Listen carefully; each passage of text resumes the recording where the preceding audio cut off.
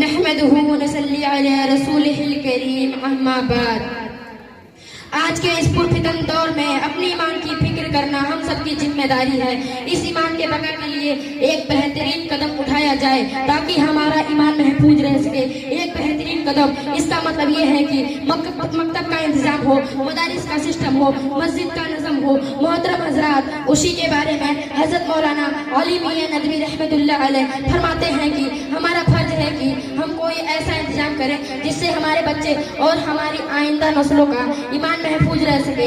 اگر ہم نے ایسا نہیں کیا تو ہم کو دیکھتے ہوئے ہمارے بچے اپنے مذہب سے بیگانہ ہو جائیں گے, جو حقیقی معنی میں ہماری موت ہے.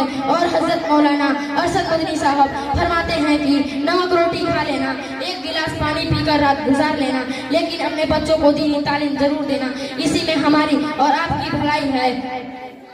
منزل سے آگے بڑھ کر تو منزل تلاش کر, منزل سے آگے بڑھ کے تو منزل تلاش کر, مل جائے تجھ کو دریا تو سمندر تلاش کر.